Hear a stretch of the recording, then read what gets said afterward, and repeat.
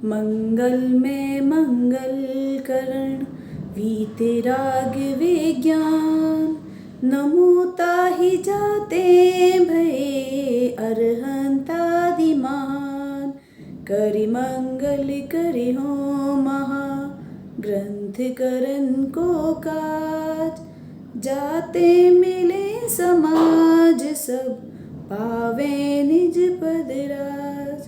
शिव उपाय करते प्रथम कारण मंगल रूप, विघ्न विनाशक सुख करन नमो शुद्ध शिव भूप, नमो शुद्ध शिव भूप।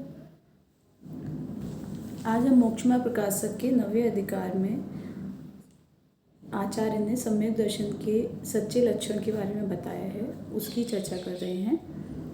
आचार्य ने यहाँ विपरीत अभिनिवेश रहित जीवादिक तत्वात् श्रद्धान को सम्यक दर्शन का लक्षण कहा है। आचार्य कहते हैं कि 7 तत्वों का सच्चा श्रद्धान तत्वात् श्रद्धान है तथा विपरीताभिनिवेश जो अन्यथा अभिप्राय उससे रहित सो सम्यक दर्शन है। यहाँ आचार्य ने सम्यक शब्द की व्याकरण को भी समझाया है। फिर आगे प्रश्न उठता है कि तत्वात् शब्द में तत्व और अर्थ का क्या प्रयोजन है। आचार्य उसका समाधान देते हुए बताते हैं कि यदि तत्व श्रद्धान कहेंगे तो जिसका यह भाव है उसके श्रद्धान के बिना केवल भाव ही का श्रद्धान कार्यकारी नहीं है, और यदि अर्थ श्रद्धान ही कहते हैं तो भाव के श्रद्धान के बिना पदार्थ का श्रद्धान भी कार्यकारी नहीं है। अर्थात तत्व सहित अर्थ का श्रद्धान होता है, उसी से प्रयोजन सिद्ध होता है, अर्थात वही कार्यकारी है। फिर प्रश्न उठता है कि तत्वार्थ साथ ही क्यों होते हैं, क्योंकि तत्व तो अनंत हैं और सामान्यतः जीव अजीव 2 कह सकते हैं, फिर उनको साथ में क्यों विभाजित किया है। समाधान करते हुए आचार्य कहते हैं कि हमारा यहाँ मोक्ष का प्रयोजन है, सो जिन सामान्य या विशेष भावों का श्रद्धान करने से मोक्ष हो और जिनका श्रद्धान किए बिना मोक्ष ना हो, उन्हीं का यहाँ निरूपण किया है। आगे आचार्य कहते हैं कि जीव और अजीव दोनों जाति जानने से जीव को आपा पर का श्रद्धान होता है, तब परद्रव्य से उदासीन होकर रागादिक त्याग कर मोक्ष मार्ग में प्रवृत्त हैं। इसलिए इन दोनों जातियों का श्रद्धान होने पर ही मोक्ष होता है। इस प्रकार ये 2 सामान्य तत्व तो अवश्य श्रद्धान करने योग्य कहे हैं तथा आश्रवादी जीव की पुद्गल पर्याय हैं, इसलिए ये है विशेष रूप तत्व हैं। इनको जानने से मोक्ष का उपाय करने का श्रद्धान होता है, और मोक्ष का उपाय संवर निर्जरा है।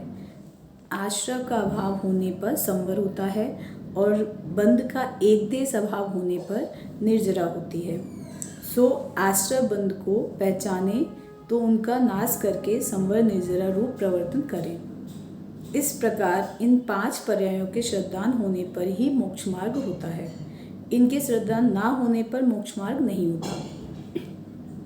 आगे आचार्य बताते हैं कि पुण्य पाप सहित नव पदार्थ कहे हैं, सो पुण्य पाप आश्रवादी के ही विशेष हैं, इसलिए 7 तत्वों में गर्भित हैं, जिससे पुण्य को मोक्ष मार्ग में ना माने और स्वच्छंदी होकर पाप में ना प्रवर्तें।